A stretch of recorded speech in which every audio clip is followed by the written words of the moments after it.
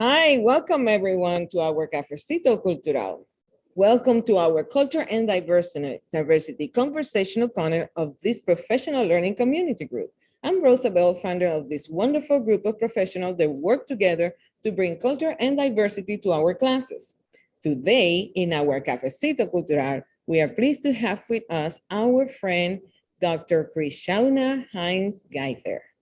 Dr. Krishauna Hines-Gaither served as the Vice President of Equity, Diversity, and Justice at Mount St. Mary University in Los Angeles. She has taught Spanish and Afro-Latin American Studies for 20 years. She's the past president of the Foreign Language Association of North Carolina, FLANC, past chairs of ACTFL, a special interest group of educators of African American students, and she co-founded African American Linguistics. She was named the 2013 World Language Teacher of the Year in Higher Education by FLANC. She has served as the keynote speakers for several professional language conferences, including FLANC, CSCTFL, AATSP, and TFLTA. She's currently under contract with Routledge Press to author the forthcoming book, The Antiracist World Language Classroom. Dr. Hines-Gaither is a frequent speaker, presenter, blogger, and consultant. Dr. Krishauna Hines-Gaither, thank you so much for being here today. I am so honored to have this opportunity to have you in our Cafecito Cultural. I have a short question for you. Your biography is already amazing, but this is just a small information that I'm giving to our members about you. I would like if you can please share with us, who is Dr. Krishauna Hines-Gaither, the friend, the wife, the mom? Where are you from? And where are your Afro-Descendants origins from? Well, thank you, Rosa, for inviting me here today. It is an absolute honor. And when I got on the Zoom, I was so excited to see so many old friends on the call as well. So it's just an honor to be here. My ancestors are from Nigeria. Those are my roots. I was born and raised in North Carolina, and I had a really wonderful Spanish teacher, a white woman. I like to mention that because it crosses a lot of barriers. And also illuminates the fact that I have never had an African American world language teacher or professor, and I have a PhD. So in all of my schooling, I have never had an African American language instructor. So illuminates other issues in our field as well.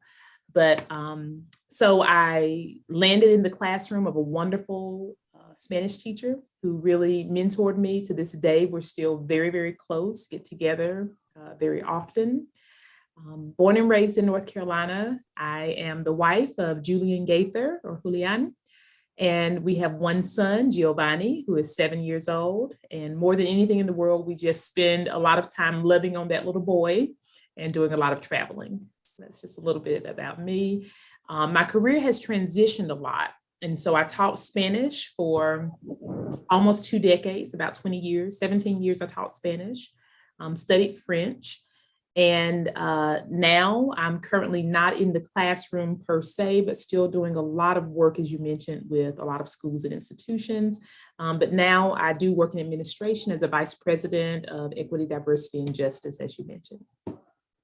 Yes, wonderful. And we know your son, he's so popular in the Facebook with all the gymnastic and everything. Is adorable. Thank you so much for sharing about that with us as well.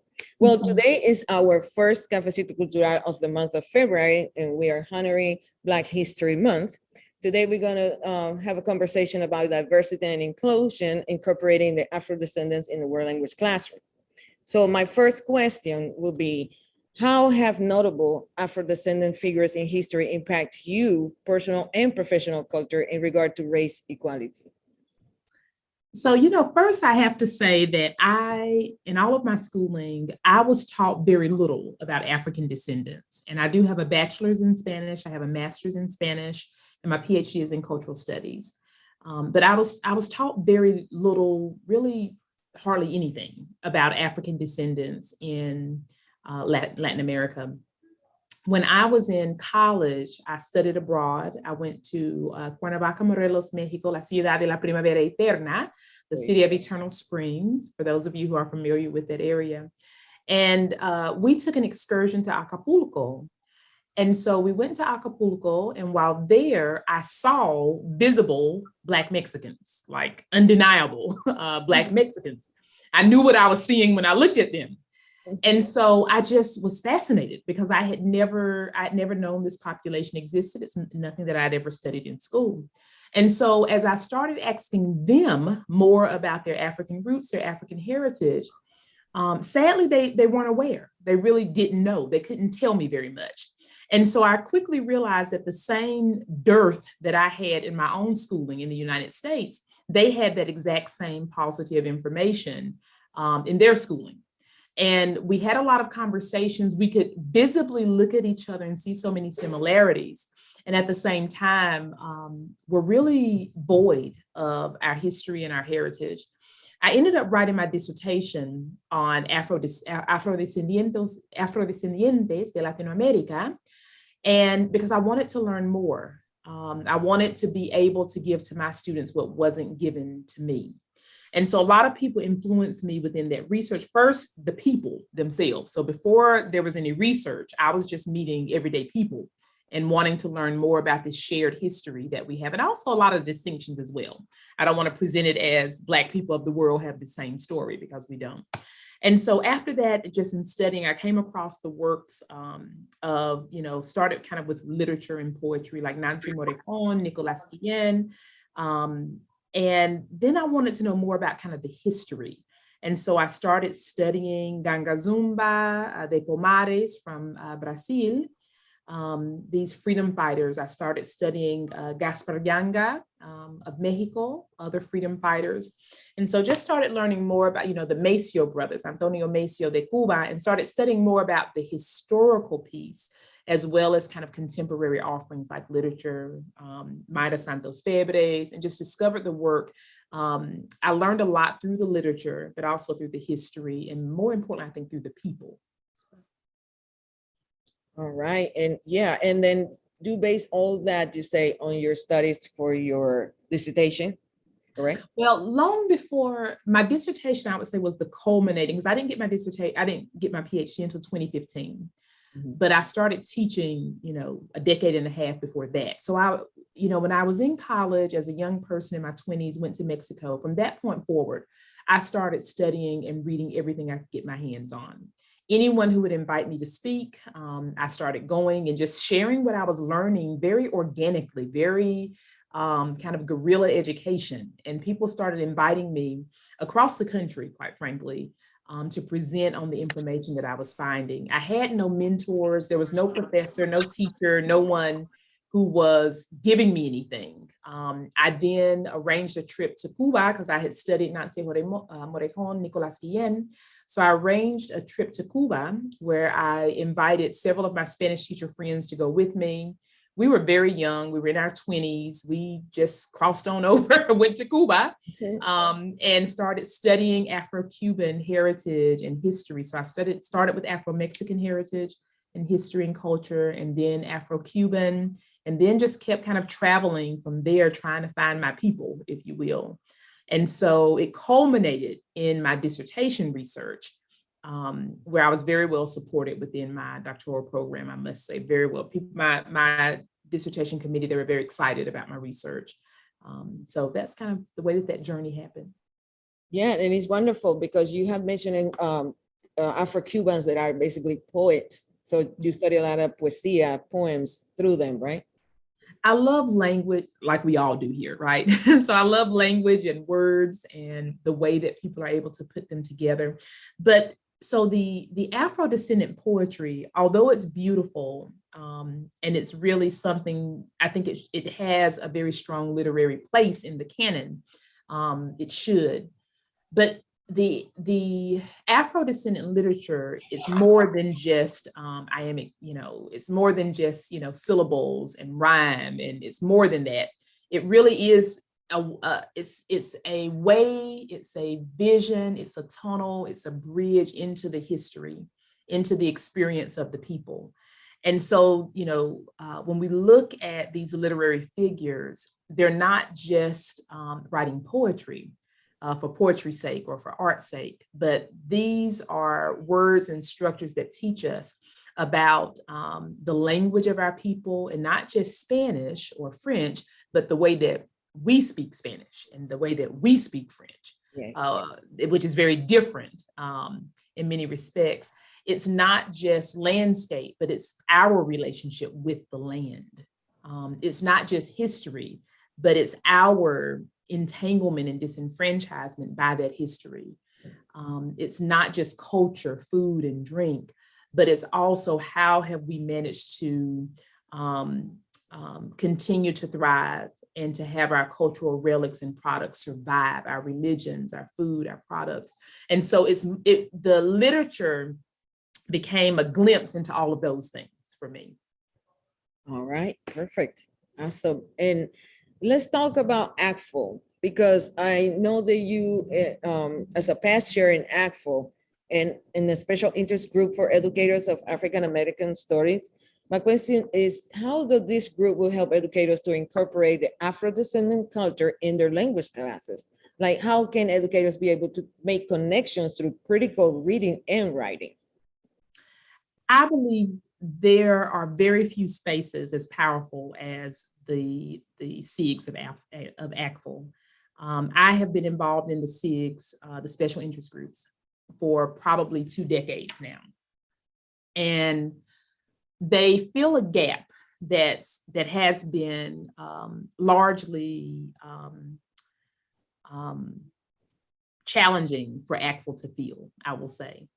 I think that ACTFL is realizing that as an entity, as an organization, as a national leader, that there's a need to do better. And we're seeing a lot of those fruits now. But 10 years ago, 15 years ago, 20 years ago, really the SIGs were the only spaces that were having the conversations that you're having with me right now, Rosa. That was not happening outside of the SIGs. And it's really recent that it's happening outside of the SIGs now, in terms of ACTFL as a whole. And so that, those are just facts. And so the SIG became, in particular for me, the African American student SIG, and it's for educators of African American students. So not just African American educators, but it's for anyone who teaches African American students. It has always been a mixed group. It has always been a lot of interracial collaboration within that space.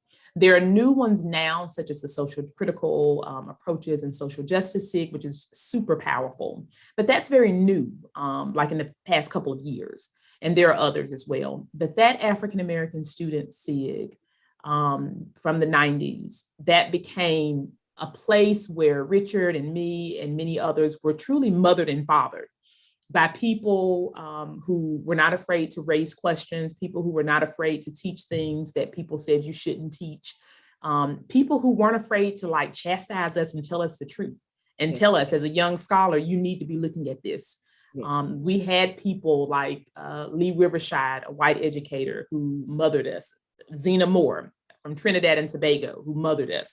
And I can just keep, James Davis from Howard, Dr. Reginald Bess. Many of us, not just me, but across lines, across races, across backgrounds, Cassandra Glenn, Richard Demay, Krishauna Hines-Gaither, all of us are riding the backs of all of those people who came before us. And it happened in that space of ACTFL, and in particular of those SIG groups, those special interest groups. Exactly. And it is time for language educators to extend their professional development. Are you okay with that? Are you sharing this idea? Because we should stand to engage in critical theories, correct? We really should. And you asked me kind of how can ACTFL help us with this and shape this? I think ACTFL has a really powerful platform. It's an international platform, nationally based, but an international platform. And so when I look at some of the publications that are coming out now, again, fairly recent in terms historically speaking, but you have the, Words and Actions, Cassandra Glenn, Beth Wazal, and the book that they came out with, and that now is in its second edition. And so there are some really powerful publications that are happening. I know that ACTFL right now is looking at their standards, all of the standards. And so proficiency guidelines, can-do statements, and looking at them with a lens of diversity, equity, and inclusion. I know that the past few presidents that they have made diversity, equity, and inclusion a primary focus of theirs. So I think we're very new in this stage where ACTFL is, but I'm really hopeful for what is about to come. I just joined the ACTFL board, so thank you all for voting for me. Those who gave me that vote, I really appreciate that from the bottom of my heart.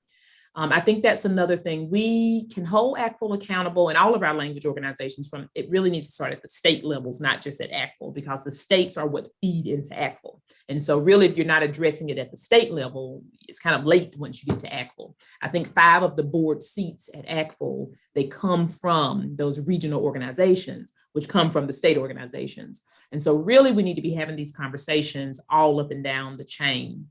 And so I think as we are seeing more and we want to see more from ACTFL, it also is becoming upon us to run for some of these seats that are when they open up. We need people who are on this call who are concerned about these issues to also be a part of the leadership structures that are in place. And so I think a real gap that we have in our field is that oftentimes we do this work in the classroom, but oftentimes that we don't understand that work has to leave the space of the classroom, and we have to get to policy making boards for us to be having these same conversations we're having here, but in a boardroom where it can really affect those policy level changes. And so none of us have the time to do it. Heaven knows, like the rest of you, how will we have time to do one more thing? Mm-hmm. But for the culture, lives depend on this. And so we really do need more people like everyone on this call who's invested in these concerns to have these positions at the state level and all the way up and down the chain. Correct, because if we all put a little bit of input on it, eventually this could be big changes, right? Because we are trying to create I would say, correct me if I'm wrong in using this word, like a theoretical framework that bring our history, our truth to the students, and which has been trying to cover with something else, with other subjects or with other ideas when teaching the language. And I believe it's about the time this month, we're gonna be all about that, but not what I would like is like if everyone were collaborative with each other so that this one doesn't stay in February, the Black History Month, because we exist every single day in 365 days and been here for a long time before as well. So I'm going to leave that space for later on because I know everybody is like, okay, I want to ask or I want to make a comment. Okay, so I'm going to just, I want to also talk about your forthcoming book. You the author of the book that is coming soon called The Antiracist World Language Classroom. Can you share with us how this book will be helping educators and students to incorporate Afro-Descendant culture in the classroom, in the world language classroom?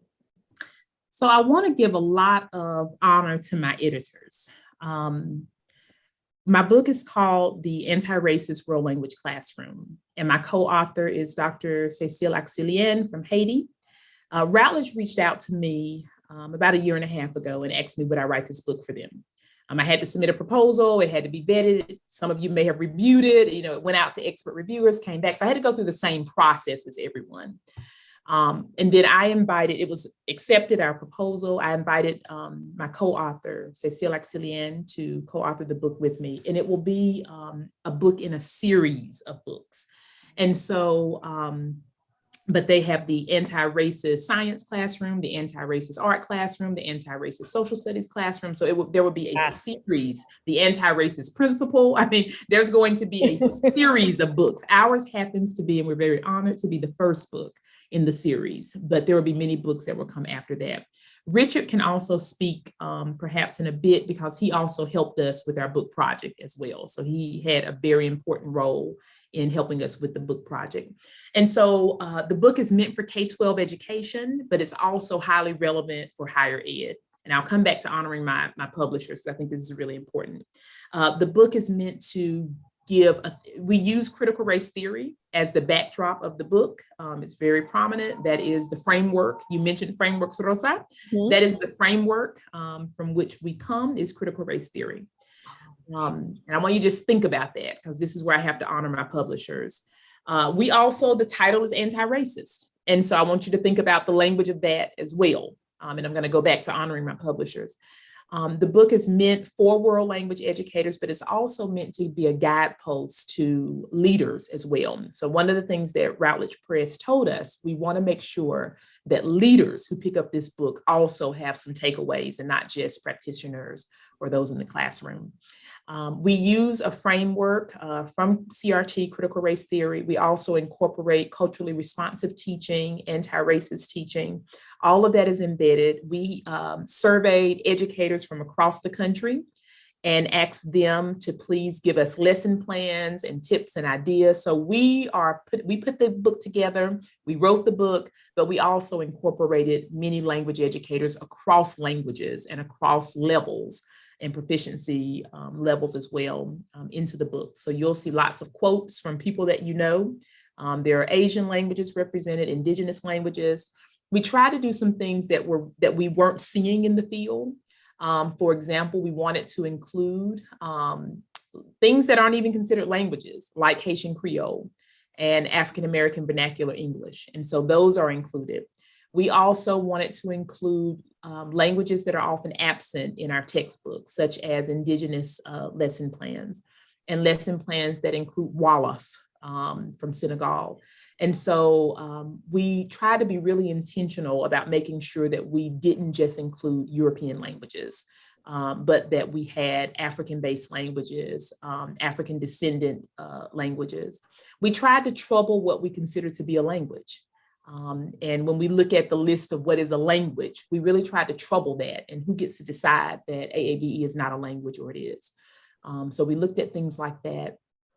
I think the book also, social justice has been the movement in our field for about the past 10 years.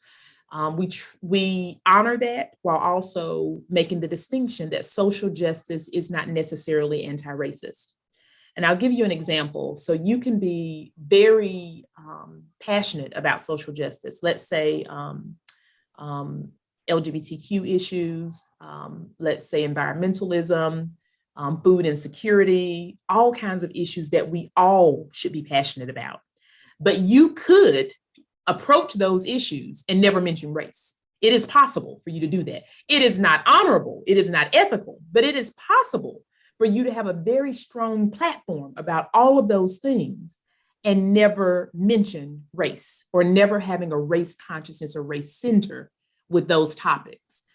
And so that's social justice.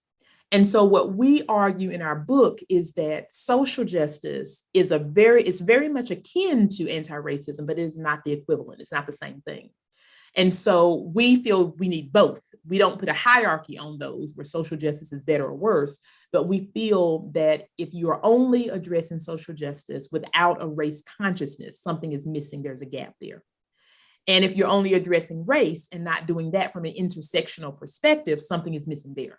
And so we're really promoting the ethos that you have to have both. You need both of those. So we are lifting that up in the book. And the last thing, there was one other point. Oh, the last point about my publishers that I wanted to make about the book. It will be out June 1st. And so according to the Routledge Press website, June 1st is the publication date for the book. Wait. Absolutely. So make sure you get your copies. With your autograph in July. Absolutely. Absolutely. Look, in Puerto Rico. Bueno. Otra cosa con AATSP. So that's what I'm referring to for those who may be there in the summer. So my book, our book, Cecile and I, we're writing a book that in many states will be banned before it is published in June. And I think we have to really sit with that. And so to be publishing a banned book, that is not lost to us. when we wrote our book, when we submitted our manuscript, at that point, 27 states had put forth legislation that would ban our book. Half of the states in our union had put forth legislation that would limit the ability to teach from our book. Words like anti-racist are banned in some parts of our country. Critical race theory, banned. That is the foundation of our book. Yeah. So this is a very historical moment in which we're in. Our publishers could have easily have said, because they're about selling books, make no doubt about it. They could have easily have said, let's use culturally responsive pedagogy. Not that these things aren't complicated as well and aren't under fire, but they're not being banned in the same way as anti-racism and critical race theory. And our publisher could have softened this in a lot of regards and said, we're not going to use words like critical race theory or anti-racism. We're not going to question all of the banning and all of the assaults that are happening on our intellectual property. But our publishers never, ever wavered in their commitment to this book. And so my respect level, I already respected the publisher, Routledge Press, but it has gone to another level in seeing the amount of dignity that they have put into this project. Which is wonderful, because it used to be as, no, we cannot do this, and many excuses for not to publish books like that. I have having conversations with other book writers, and they always was asked, have a little twist, or this is not going to be something profitable because this and that. But I am so proud of your publishers, because they have not stopped, and the book is going to be the book. Wow. June, everybody write it down. June coming. June, what day you say, June? June 1st. June 1st. So the first day, no mistake, June 1st. Okay, Yes. so I'm gonna leave the space for our members to have, if they have a question, any comment, you can unmute your microphone. And if you just wait until the last person finish, or raise your hand so we can go in order. Thank you. And if I could just start with Richard, and then we'll come right to Kevin. Oh, Richard, thank you for since we're segueing with the book, because Richard had a primary role in helping us with the book. All right, Richard, all yours. There is nothing I can say that I am in awe of Dr. Krishauna Hines-Gaither, and I am always humbled in her presence. And I learned so much from her. And when she asked me to just help a tiny bit, I thought I was very humbled, and it gave me the opportunity to learn as much as I could, from this guru of our times. And so I can't say anything that would do justice to the immensity of the work that has been put forth by two wonderful women. So I bow. Richard is so just amazing. So we have the print book, and then there's a web-based component to the book as well. And Richard, everything that you're going to see on the website related to the book, everything, Richard put the whole web component together for the book. And I do want to say this as well. When I reached out to Richard, and then I told him, get me an invoice so that we can pay you, he said, I won't accept anything.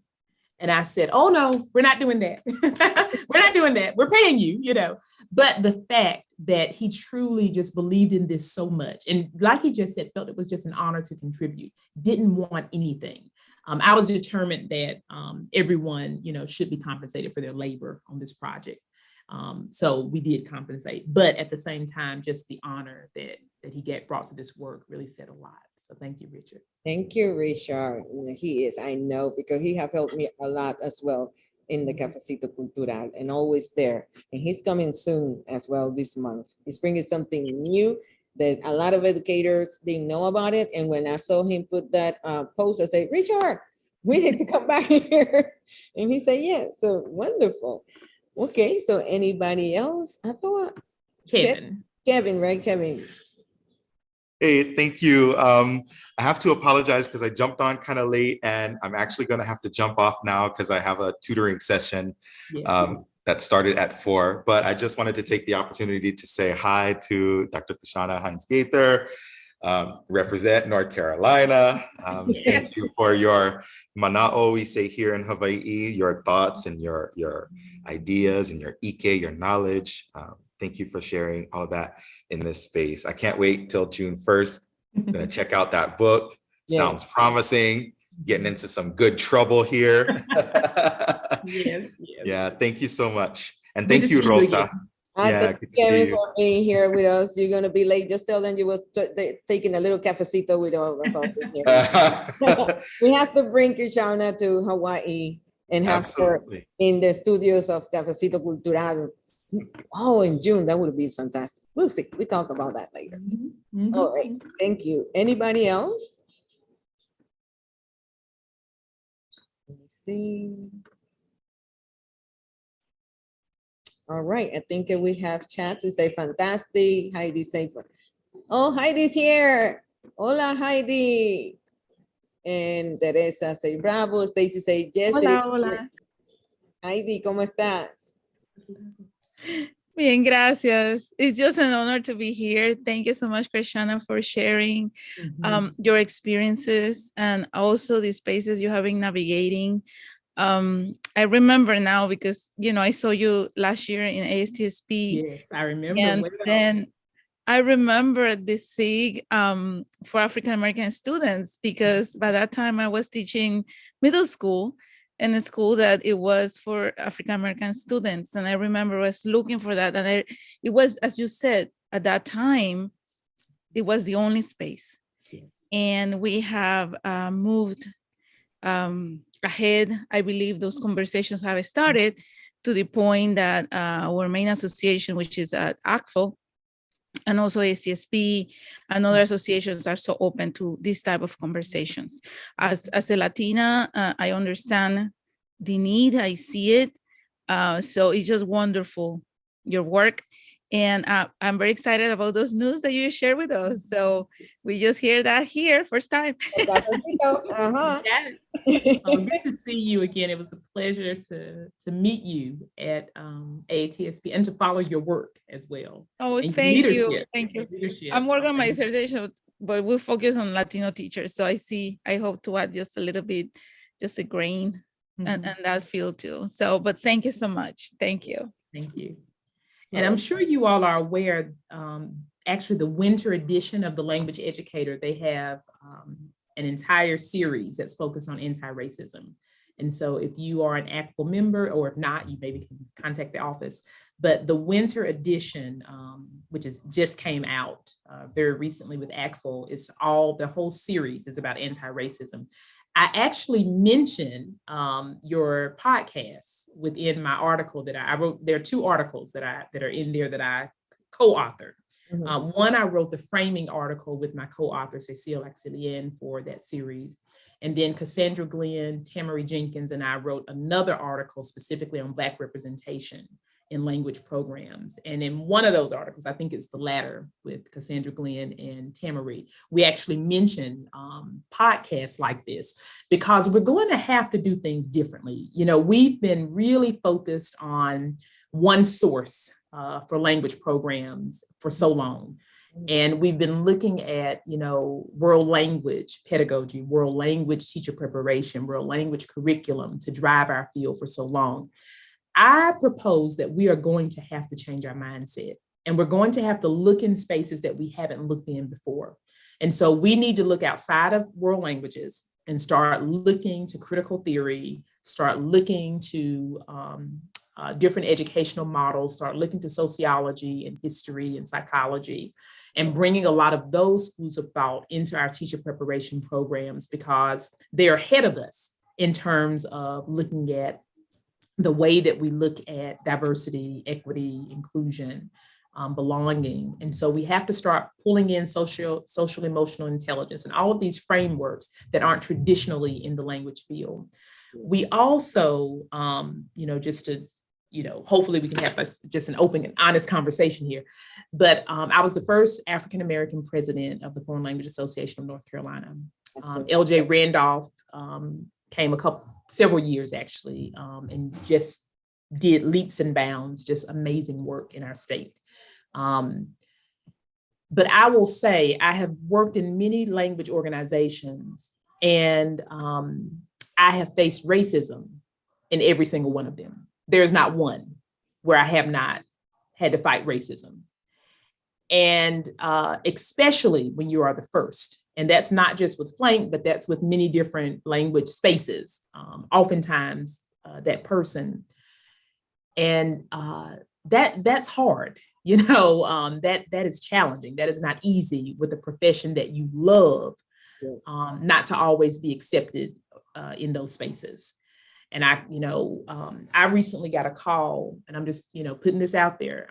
I got a call from a really good friend in North Carolina who served on a language board with me when George Floyd was murdered. I went through so much in a language space. I went through so much, just trying to do what was right, a lot of the issues that now we're talking about. There was a time when you were absolutely ostracized from a lot of language communities for bringing some of these things up. And that's what happened to me. I'm pretty much kind of blacklisted for bringing up a lot of the things that we're talking about here today. Yeah. I got a call from a Latino man, contacted me when George Floyd was murdered. And he said, I've been thinking about you so much, something that happened a decade, or so earlier. And he said, you will never get the credit for the fight that you fought a decade before. He said, but in the wake of George Floyd and all the conversations that are happening, I just had to call you and say thank you. It was 10 years after this big moment that happened and I was ostracized and all of this stuff. It was 10 years after that. But we have to name those things because that is the history that is also embedded in the history of our profession. And so when I tell you we need more people of color on the board, we need more white allies on the board, we need more people who are socially aware on the board, I also have a responsibility to say those aren't easy spaces always to navigate. And so when you're coming with that consciousness, I feel like I have a responsibility to also say there are risks involved. It can be challenging. You can feel very lonely in those spaces. Yes. Sometimes those spaces think they're prepared and they may not be prepared. So I think we also have to prepare people if we want them to enter those spaces so that they're not getting the call 10 years later, like what I got 2 years ago. Mm-hmm. We also have to be honest about what is it like to be in that boardroom? What is it like to be in that space? And so one of the first things that I do, and LJ can tell you this, I called LJ Randolph, those of you who know him, and said, okay, I'm about to enter a different space. Talk to me about what to expect in these spaces. We have to start having those conversations so that people enter those spaces with more preparation, mm-hmm. and they're prepared how to navigate those spaces a bit better. Well, thank you so much for sharing that. Definitely, we have to get prepared. We have to prepare other educators, and especially for them not to feel discouraged when they see barriers and mm-hmm. they thinking that they are alone. And okay, so who's going to support me on this? Or I am into this by myself and stuff, because that's the purpose that they have, to make you feel like that, to see, but don't talk anymore about it. And we would not, this is not going to happen. No, anymore. We need just to, open, say what we have to say, teach with the truth, go forward, move forward. When I started to think about this group, was we having all this in mind. And I was breaking barriers of many things. I started with a web page, no web page, sorry, a Facebook page. And I didn't know how to do that. I just okay, I just opened up a Facebook page and that's it. The next morning, I was like, oh, I got 10,000 viewers and stuff, but it was all about hate and racism. There was no one about you doing good or oh, thank you for doing that. And I panicked because some people were saying, I know where you live. I can track you from here. And they're like, okay, they're going to come all the way to Hawaii just to do this. And I didn't get discouraged. I looked for another bias of coming with what I want, and that's what we ended up with this group. Eventually, I'm preparing a web page, so I'm getting more prepared and study more. I asked people like you, like Richard, help me here, what I can do next, and we create this community to incorporate everyone. Yes, work with culture and diversity, but it's many, many, many other things that we also need to take care. Thank you for your book. We can wait for having your book, and we might, I will invite you right here in public, right here, to come back before June 1st or in June 1st and give us the primicia of the book. So we can get together and review and see and talk and have another cafecito. Sería un placer, un placer. Gracias, muchas gracias. One thing that I have in my mind, and I've always forgot everything, and I'm just making so much effort. Do not forget to tell Krishauna this. When I met you last summer in AATSP, you opened the floor, and I just got like what you were saying, one word, and everybody was just silent, like, what is she talking about? And then one little person back in there answer back to you. And you say, you know what I mean? Can you please close the Cafecito Cultural with that? Because now I know what that means. I don't remember what was the answer for it. We might put a chat in there, and then we can all answer back to you, because it's so meaningful and significant that we cannot leave without have that phrase. All right, you got it. Were there any final questions from anyone before we close? Yes, please. I just wanted to say I appreciate you setting such a great example and stepping up to serve in leadership roles, because I do think that that is something that we all need to be aware of, and making sure that we're creating spaces. I think that this has opened up a lot of conversations with organizations at all different levels. And I know, so I'm planning Central States this year, coming up, another virtual conference. Last year, the virtual year keynote was amazing. And so I was noticing Central States is well represented for this Hawaii. Yes. Oh, that is such a Teresa, but I think, so that is one conversation that we're planning to have at the Delegate Assembly, where we have all of our state representatives there, and getting them to think, the Midwest, is, primarily white, so it is really, I think, they struggle to try to figure out how to get, fresh faces and make spaces for diverse populations on the board. But I do think that having these conversations and, recognizing it is an important first step, and hopefully these sorts of things will continue. So we can brainstorm some ideas, and making sure that we have great representation on all levels of leadership, on all of our awards. So, but you all are doing some really great work in Central States. I follow you a lot and met some great people when I worked with the conference. I'm really, really proud of the work that's happening there. Good to meet you, Stacy. Thank you so much, Stacy. Oh, and Haiti. Very proud of you, the second Latina president in FLANC, Missouri. Love it.